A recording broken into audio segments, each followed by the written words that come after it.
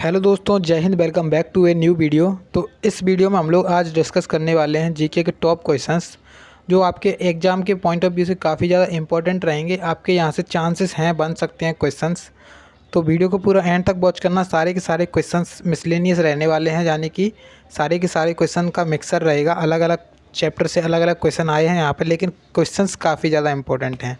तो वीडियो को पूरा एंड तक वॉच करना। और यहाँ इससे पहले कई सारे प्रैक्टिस सेट्स और इम्पोर्टेंट क्वेश्चंस भी लेकर आ चुके हैं हम लोग, तो वो वाले वीडियोस नहीं देखें तो आप लोग देख सकते हो। ठीक है, अब हम स्टार्ट करते हैं अपने वीडियो को स्टार्ट करने से पहले आप लोगों से एक रिक्वेस्ट है कि चैनल को सब्सक्राइब नहीं किया है अगर आप लोगों ने, तो चैनल को सब्सक्राइब कर लो, क्योंकि इसी प्रकार से हम लोग ऐसे ही इम्पोर्टेंट क्वेश्चंस और आपके एग्ज़ाम के लिए प्रैक्टिस सेट भी लेकर आ रहे हैं। तो आप लोग जाके देख सकते हो चैनल को, तो इसलिए सब्सक्राइब कर लो।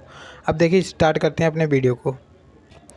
तो देखिए यहाँ पे हमारा फर्स्ट क्वेश्चन बोला जा रहा है कि पशुओं में मिल्क फीवर बीमारी किसकी कमी के कारण होती है।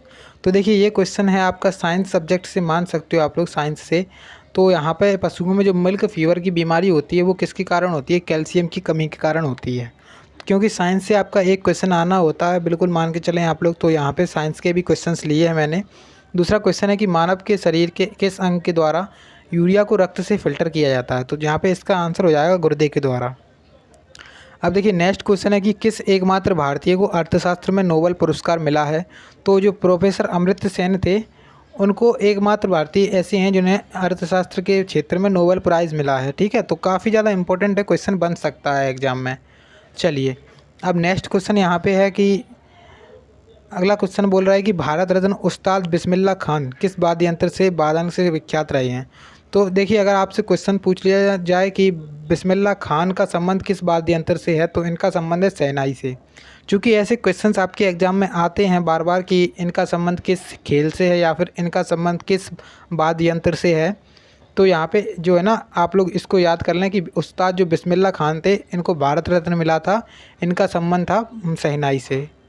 नेक्स्ट क्वेश्चन यहाँ पे है कि भारत के अंतिम गवर्नर जनरल कौन थे। तो अंतिम गवर्नर जनरल जो थे भारत के, वो थे सी राजगोपालाचारी। ठीक है, सी राजगोपालाचारी जो भारत के अंतिम गवर्नर जनरल थे। नेक्स्ट क्वेश्चन है यहाँ पे कि भिलाई इस्पात संयंत्र का निर्माण किस देश के सहयोग से किया गया था। तो जो भिलाई इस्पात संयंत्र है, यानी कि यहाँ पे जो स्टील प्लांट है, तो किसके सहयोग से किया गया था? भिलाई जो रूस के सहयोग से किया गया था। देखिए रूस के सहयोग से किया गया था, लेकिन किया कहाँ पे गया था? तो जो अपने भारत में छत्तीसगढ़ है, छत्तीसगढ़ राज्य में किया गया था भिलाई इस्पात संयंत्र का निर्माण। ठीक है, रूस के सहयोग से।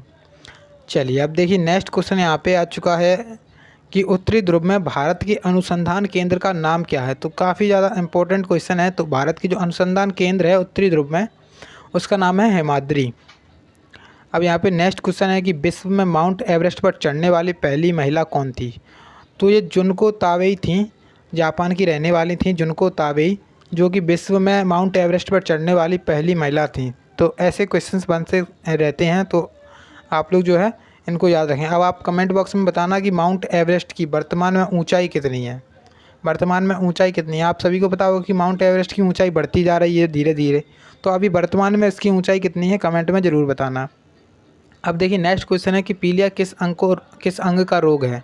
तो पीलिया जो है ना, किस अंग का रोग है? यकृत का या फिर लीवर का कह सकते हो आप लोग। तो जो पीलिया है यकृत में होता है या फिर लीवर में होता है।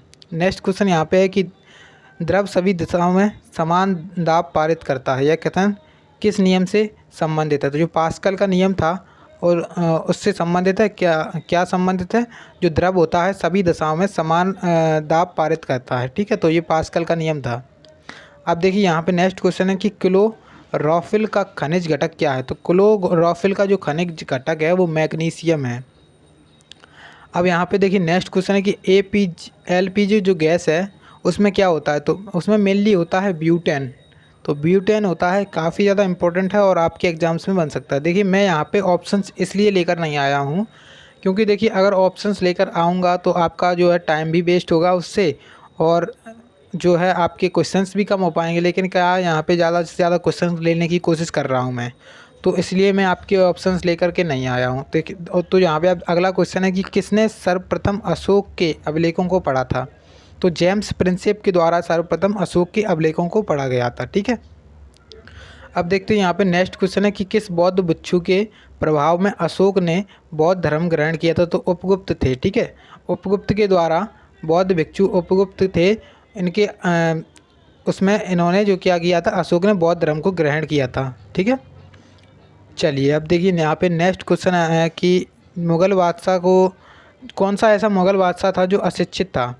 तो मेनली जो अकबर थे वो हमारे अशिक्षित थे, मतलब पढ़े हुए नहीं थे जो मुग़ल बादशाह अकबर थे। अब आपको बताना है कि मुग़ल बादशाह का कार्यकाल, मतलब ये अकबर का कार्यकाल कब स्टार्ट हुआ था। तो मुग़ल साम्राज्य की नींव किसने रखी थी। तो बाबर ने रखी थी। कब रखी थी, 1526 में। अब 1526 में एक युद्ध हुआ था, पानीपत का प्रथम युद्ध। पानीपत का प्रथम युद्ध हुआ था। उसके बाद 1527 में युद्ध हुआ था एक, खानवा का युद्ध। फिर 1528 में हुआ था, फिर एक युद्ध हुआ था 1529 में, और जो 1530 में बाबर की मृत्यु हो गई थी, ठीक है। तो युद्ध भी काफ़ी ज़्यादा इंपॉर्टेंट है और आपके एग्जाम्स में बन सकते हैं, तो युद्ध को ज़रूर से एक बार देख लेना। और यहाँ पे नेक्स्ट क्वेश्चन आ चुका है कि अमृतसर शहर की स्थापना किसके द्वारा की गई थी। तो जो गुरु रामदास थे उनके द्वारा अमृतसर शहर की स्थापना की गई थी, ठीक है। तो अमृतसर में एक है स्वर्ण मंदिर। स्वर्ण मंदिर से संबंधित क्वेश्चन आ सकता है कि स्वर्ण मंदिर पर जो सोना है वो किसने चढ़वाया था।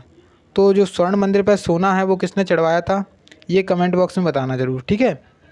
चलिए अब नेक्स्ट क्वेश्चन है कि यहाँ पे गदर पार्टी के संस्थापक कौन हैं। तो गदर पार्टी के जो संस्थापक थे वो लाला हरदयाल थे। कौन थे, लाला हरदयाल गदर पार्टी के संस्थापक। अब यहाँ पे नेक्स्ट क्वेश्चन है कि सिख इतिहास में लंगर प्रथा के किसने शुरू किया था। तो जो अंगद देव थे, गुरु अंगद देव, वो सिख इतिहास में लंगर प्रथा का शुरू करने वाले गुरु थे। अब ये सिखों के दूसरे गुरु थे। आप सभी को पता है कि सिखों के टोटल 10 गुरु थे। उसके बाद एक बुक को इन्होंने गुरु मान लिया था, गुरु ग्रंथ साहिब को, ठीक है। अब सिखों के पहले गुरु कौन थे और अंतिम गुरु कौन थे, ये कमेंट में ज़रूर से बताना। अब यहाँ पे नेक्स्ट क्वेश्चन आ चुका है हमारे सामने कि सबसे प्राचीनतम वेद कौन सा है। तो सबसे जो प्राचीनतम वेद है वो है अपना ऋग्वेद। उसके बाद अगर हमसे पूछा जाए कि किस सुल्तान ने अपनी राजधानी दिल्ली को दौलताबाद स्थानांतरित कर दिया था। तो मोहम्मद बिन तुगलक। ये काफ़ी इंपॉर्टेंट क्वेश्चन है, हिस्ट्री से बन सकता है। तो मोहम्मद बिन तुगलक ने अपनी राजधानी को दिल्ली से दौलताबाद स्थानांतरित कर दिया था, मतलब ट्रांसफ़र कर दिया था। नेक्स्ट क्वेश्चन यहाँ पे आ चुका है कि प्रथम पंचवर्षीय योजना की शुरुआत कब हुई थी। तो जो प्रथम पंचवर्षीय योजना है वो 1951 में हुई थी शुरू। अब आप लोग इसको ऐसे भी याद कर सकते हो, 1951 या फिर 51 या फिर 52। तो दोनों के संबंध में सही आंसर यही होगा, ठीक है। चलिए अब देखिए यहाँ पर आ चुका है हमारा नेक्स्ट क्वेश्चन। तो इसमें बोल रहे हैं कि चीनी यात्री हुएनसांग ने किस विश्वविद्यालय का अध्ययन किया था। जो नालंदा विश्वविद्यालय है तो उसमें अध्ययन किया था चीनी यात्री ने। अब देखिए नालंदा विश्वविद्यालय भारत का सबसे पहला विश्वविद्यालय है, नालंदा विश्वविद्यालय। तो नालंदा विश्वविद्यालय अभी वर्तमान में कहाँ है, तो बिहार में है, ठीक है। तो बिहार में नालंदा विश्वविद्यालय जो कि भारत का सबसे पुराना यूनिवर्सिटी है, विश्वविद्यालय है। अब नेक्स्ट क्वेश्चन है कि कौन सा रक्त समूह सर्वदाता कहलाता है। यानी कि सभी को देने के लिए आपके पास अगर वो ब्लड ग्रुप है तो आप सभी को रक्त दे सकते हो। अब यहाँ पे नेक्स्ट क्वेश्चन है कि मानव के शरीर में कितनी हड्डियाँ हैं। तो मानव के शरीर में होती हैं टोटल 206 हड्डियाँ। लेकिन अगर हमसे पूछा जाए कि सबसे बड़ी हड्डी कौन है और सबसे छोटी हड्डी कौन है, तो सबसे जो बड़ी हड्डी है वो है स्टेपीज। कौन सी है, स्टेपीज। उसके बाद अगर छोटी हड्डी की बात करें तो सबसे छोटी हड्डी कौन सी है, स्टेपीज। और सबसे बड़ी हड्डी की बात करें तो जांघ में होती है एक फीमर हड्डी, फीमर, ठीक है। जांघ की हड्डी होती है फीमर, वो सबसे बड़ी हड्डी होती है ह्यूमन बॉडी की। और छोटी की बात करें, आपसे छोटा क्वेश्चन पूछ ले कि जो आपके शरीर की सबसे छोटी हड्डी होती है वो कौन सी होती है, स्टेपीज होती है, जो कि होती है आपके कान में स्थित, मतलब कान में होती है। अब नेक्स्ट क्वेश्चन है यहाँ पे कि सूर्य के प्रकाश से कौन सा विटामिन प्राप्त होता है। तो विटामिन डी प्राप्त होता है। और विटामिन डी का रासायनिक नाम क्या है। तो देखिए सबसे पहले तो हमसे अगर पूछा जाए कि विटामिन ए का रासायनिक नाम क्या है, तो विटामिन ए का रासायनिक नाम है रेटिनॉल। उसके बाद अगर हमसे पूछा जाए कि विटामिन बी का रासायनिक नाम क्या है, तो विटामिन जो बी है उसका नाम है रासायनिक थायमीन, ठीक है। उसके बाद अगर थर्ड यानी कि सी, विटामिन सी का रासायनिक नाम पूछा जाए तो विटामिन सी का रासायनिक नाम है एस्कॉर्बिक अम्ल, ठीक है। और विटामिन जो डी है उसका रासायनिक नाम क्या है, कैल्सीफेरॉल। अब आप लोग मुझे कमेंट बॉक्स में बताएं कि विटामिन के और विटामिन ई का रासायनिक नाम क्या है। ठीक है, चलिए अब देखिए यहाँ पे अपना नेक्स्ट क्वेश्चन है। बोला जा रहा है कि मादा एनफ्लालीज जो मच्छर है उसके काटने से कौन सा रोग होता है। तो जो मलेरिया होता है मेनली किस मच्छर के काटने से होता है। जो फीमेल एनफ्लालीज जो मच्छर है उसके काटने से मलेरिया होता है। ठीक है, तो जो मलेरिया होता है वो किसके काटने से होता है, मादा। अगर आपको मलेरिया जैसे हुआ है तो किसने काटा होगा, जो फीमेल एनाफिलीज जो मच्छर है वो उसके द्वारा काटने से हुआ है आपको मलेरिया। अब देखिए यहाँ पे अपना नेक्स्ट क्वेश्चन है कि टेलीफोन का आविष्कार किसके द्वारा किया गया था। तो जो टेलीफोन का आविष्कार है वो अलेक्जेंडर ग्राम बेल के द्वारा किया गया था। काफ़ी ज़्यादा पूछा जा सकता है एग्ज़ाम में, इसलिए यहाँ पे लिखा हुआ है। उसके बाद अगर आप लोगों को से पूछ लिया जाए कि जो टेलीविज़न है उसका आविष्कार किसने किया था, तो टेलीविज़न का आविष्कार किसने किया था, अगर आप लोगों को पता है तो ज़रूर से बताना कमेंट बॉक्स में, और नहीं पता है तो उसको फाइंड करके अपनी बुक्स में से बताना तब। ठीक है, अब यहाँ पे अपने नेक्स्ट क्वेश्चन देखते हैं। तो देखिए नेक्स्ट क्वेश्चन आ चुका है और बोल रहे हैं कि प्रकाश की गति कितनी होती है। तो प्रकाश की गति यहाँ पे आपको दिख रही है, इसको याद कर लेना। ठीक है, और उसके बाद अगर आपसे पूछा जाए कि पृथ्वी सूर्य का चक्कर लगाती है सबसे पहले किसके द्वारा बताया गया था। तो जो कॉपरनिकस थे, कॉपरनिकस ने ग्रहों के नियम दिए थे। ठीक है, तो इनके द्वारा बताया गया था कि पृथ्वी जो है ना सूर्य के चक्कर लगाती है। नेक्स्ट क्वेश्चन यहाँ पे कि प्रकाश वर्ष का संबंध किससे है। तो जो खगोलीय दूरी होती है उसको नापने के लिए प्रकाश वर्ष का उपयोग किया जाता है। तो देखिए वही क्वेश्चन आ चुका है जो हमने अभी पढ़ा था कि स्वर्ण मंदिर कहाँ पर स्थित है। तो स्वर्ण मंदिर अपना अमृतसर में स्थित है, जैसा कि हम लोगों ने अभी देखा था। ठीक है, और स्वर्ण मंदिर पर सोना किसने चढ़वाया था, ये मैंने आपसे पूछा था कि स्वर्ण मंदिर पर सोना किसने चढ़वाया था, ये मुझे आप लोग बताएंगे। अब देखिए यहाँ पे अपना अगला क्वेश्चन है कि चार मीनार कहाँ पर स्थित है। तो जो चार मीनार है वो अपनी हैदराबाद में स्थित है। उसके बाद अगर कुतुब मीनार की बात करें तो कुतुब मीनार अपनी दिल्ली में स्थित है। तो ऐसे भी क्वेश्चंस बन सकते हैं कि आपका जो घूमने की मतलब बड़ी बड़ी प्लेसेस हैं, हिस्टोरिकल प्लेसेस हैं, तो उनसे क्वेश्चन पूछ सकता है कि ये चीज़ कहाँ पर स्थित है। तो चार मीनार अपनी हैदराबाद में है, कुतुब मीनार की बात करें तो दिल्ली में है, और गेटवे ऑफ इंडिया यानी कि इंडिया गेट तो मुंबई में है। और इंडिया गेट कहाँ पर है, एक इंडिया गेट नई दिल्ली में है और गेटवे ऑफ इंडिया ये अलग है, ये मुंबई में है। आपको कंफ्यूज नहीं होना है, एक होता है इंडिया गेट तो ये नई दिल्ली में है, और एक है गेटवे ऑफ इंडिया तो ये है मुंबई में। भारत का प्रवेश द्वार किसे कहा जाता है, तो मुंबई को कहा जाता है भारत का प्रवेश द्वार। और ताजमहल तो आप सभी को पता है कि अपना आगरा में है। किसने निर्माण करवाया था इसका, तो इसका निर्माण करवाया था शाहजहाँ ने। ठीक है, चलिए अब यहाँ पे अपना नेक्स्ट क्वेश्चन आ चुका है कि जो आज़ाद हिंद फ़ौज है उसकी स्थापना कहाँ पर की गई थी। सिंगापुर में की गई थी आज़ाद हिंद फ़ौज की स्थापना। अब आज़ाद हिंद फ़ौज की स्थापना किसने की थी और किसके नेतृत्व में, मतलब कौन को इसका अध्यक्ष बनाया गया था आज़ाद हिंद फ़ौज का। ठीक है, मतलब किसके नेतृत्व में इसको चलाया जा रहा था। तो यहाँ पे आप लोग मुझे बताना कमेंट में। उसके बाद अगर नेक्स्ट क्वेश्चन आपसे पूछा जाए कि शिक्षक दिवस कब मनाया जाता है, तो 5 सितंबर को शिक्षक दिवस मनाया जाता है। तो शिक्षक दिवस 5 सितंबर को हो गया। उसके बाद यहाँ पे नेक्स्ट क्वेश्चन है कि खेल दिवस का आयोजन कब किया जाता है। तो खेल दिवस मनाया जाता है 29 अगस्त को। तो ये क्वेश्चन हमसे पूछा जा सकता है कि खेल दिवस किसके जन्म दिवस पर मनाया जाता है। तो जो मेजर ध्यानचंद थे, मेजर ध्यानचंद हॉकी से संबंधित थे, इन्हें हॉकी का जादूगर कहते हैं। किसे कहते हैं, हॉकी का जादूगर। तो मेजर ध्यानचंद को हॉकी का जादूगर कहते हैं। तो इनके जन्म दिवस पर जो खेल दिवस है वो मनाया जाता है 29 अगस्त को। ठीक है, चलिए आप देखते हैं यहाँ पे अपना नेक्स्ट क्वेश्चन। तो अगला नेक्स्ट क्वेश्चन है कि विश्व पर्यावरण दिवस कब मनाया जाता है। तो 5 जून को विश्व पर्यावरण दिवस के रूप में मनाया जाता है। ठीक है, अभी जो हाल ही में अपने देश जो अपने इम्पोर्टेंट दिवस निकल के गए हैं तो वो आप लोग सारे के सारे एक बार पढ़ लेना। मुझसे हो सकेगा तो मैं वीडियो बना के आपको बता दूंगा कि ये आपके इम्पोर्टेंट दिवस हैं पिछले 6 महीने में जो निकल चुके हैं आपके जनवरी से लेकर जुलाई तक। तो आपको सारे के सारे मैं करवा दूंगा जिससे आपके एग्ज़ाम में एक दिवस आ सकता है। ठीक है, उसके बाद देखिए अगर हमसे पूछा जाए कि करो या मरो का नारा किसके द्वारा दिया गया था, तो महात्मा गांधी के द्वारा करो या मरो का नारा दिया गया था। नेक्स्ट है यहाँ पे कि जय हिंद का नारा किसने दिया था। तो जय हिंद का नारा जो दिया था वो नेताजी सुभाष चंद्र बोस के द्वारा दिया गया था। अब नेक्स्ट क्वेश्चन है कि दिल्ली चलो का नारा किसने दिया था। तो नेताजी सुभाष चंद्र बोस ने। तो सारे इंपॉर्टेंट नारे यहाँ पे लिखे हुए हैं। वेदों की ओर लौटो तो स्वामी दयानंद सरस्वती। ठीक है। स्वामी दयानंद सरस्वती ने ही आर्य समाज की स्थापना की थी, इसको याद रखना, आर्य समाज की। उसके बाद अगर यहाँ पे पूछ लिया कि इंकलाब जिंदाबाद का नारा किसके द्वारा दिया गया था, तो भगत सिंह के द्वारा दिया गया था। उसके बाद यहाँ पे अगर क्वेश्चन आ जाए कि तुम मुझे खून दो मैं तुम्हें आज़ादी दूंगा, किसका नारा है, तो सुभाष चंद्र बोस जी के द्वारा दिया गया था ये। उसके बाद अगर नेक्स्ट कहे कि आराम हराम है, यह नारा किसने दिया था, तो जवाहरलाल नेहरू ने दिया था, आराम हराम है।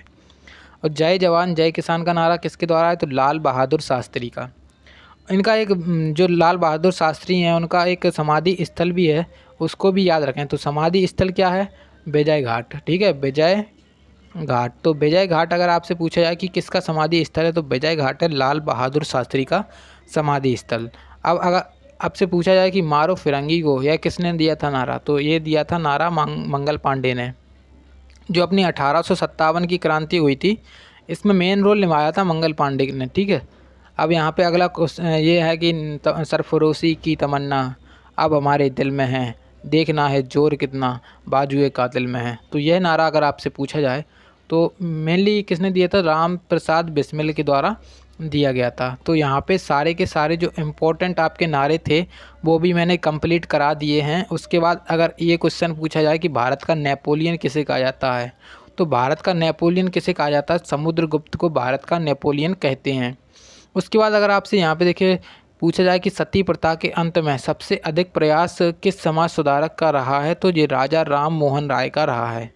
अब राजा राम मोहन राय से संबंधित एक क्वेश्चन और बनता है कि ब्रह्म समाज, तो ब्रह्म समाज की स्थापना इन्होंने की थी, किसने, ब्रह्म समाज की स्थापना राजा राम मोहन राय के द्वारा की गई थी। और आर्य समाज की मैं बता चुका हूँ आपको कि किसने की थी, स्वामी दयानंद सरस्वती ने। तो मेनली क्वेश्चन वहीं से घुमा घुमा के पूछते आते हैं, तो जो क्वेश्चन बनता है उससे आप लोग सारी की सारी डिटेल्स जो है अच्छे से देख लिया करो, तो बस आपका एग्ज़ाम निकल जाएगा। उसी प्रकार से जैसे आपसे राजा राम मोहन राय पूछा जाए तो उनसे संबंधित जो भी आपको जानकारी पता है कि इन्होंने किस चीज़ की स्थापना की थी या फिर इन्होंने कहाँ पे अपना योगदान ज़्यादा दिया था, तो इस प्रकार से क्वेश्चन वो पूछ लेते हैं। अगर आपसे पूछ लिया है कि लाल बहादुर शास्त्री, तो लाल बहादुर शास्त्री के बारे में जो भी पता है आपको कि इन्होंने कौन सा नारा दिया था, इनका समाधि स्थल क्या है, ये कौन थे, तो ठीक है। तो इस प्रकार से क्वेश्चन एग्जामिनर भी बनाता है। क्या होता है कि उससे संबंधित जो भी आपकी जो चीज़ें रहती हैं वो सारी की सारी कवर हो जाती हैं। ठीक है। तो यहाँ पे हो चुकी है हमारी आज की वीडियो पूरी। उम्मीद है कि आप लोगों को वीडियो अच्छी लगी हो।